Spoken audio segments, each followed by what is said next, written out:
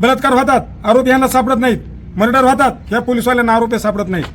आज संतोष अण्णा देशमुख प्रकरणामधला कृष्ण आंधळे आजपर्यंत सापडला नाही.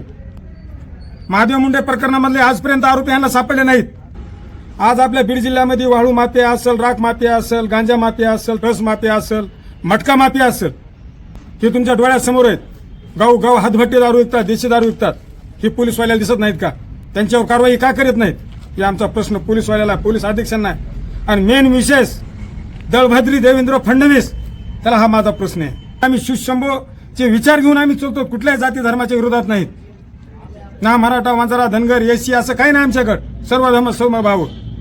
तुम्ही बाळराजांना अटकेची कारवाई करतात. लाज वाटली पाहिजे या गृहमंत्र्याला. नीच माणूस आहे हा. हिंदू सरकार म्हणतो, हिंदुत्वादी आम्ही चलत असताना आमच्यावर तुम्ही कारवाई करतो. कुठेच आम्ही वडवणीमध्ये महामानव डॉक्टर बाबासाहेब आंबेडकर साहेबांचं आम्ही स्मारक उभा केलं.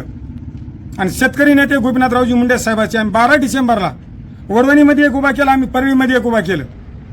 त्या हिशोबात वडवणी पोलीस स्टेशननं गोपीनाथराव मुंडे साहेबांचं आणि डॉक्टर बाबासाहेब आंबेडकरांचे तुम्ही का स्मारक बसवले? का स्मारक बसवले हे प्रश्न आहे माझा. म्हणून त्यानं दादावर अटकेची कारवाई केली आहे. मुंडे साहेबांचं आम्ही स्मारक बसवायला नाही पाहिजे? मुंडे साहेबांचे विचार नाही घ्यायला पाहिजे? नाही. जर दादाला अटकच झाली तर ह्याचे परिणाम घर खात्याला खूप मोठे भोगावे लागणार आहे. मी एवढंच सांगणार आहे. पुढे आम्ही काय करणार ते आज सांगणार नाही, पण करू. शेवटचा प्रश्न आहे माझा गृहमंत्र्याला.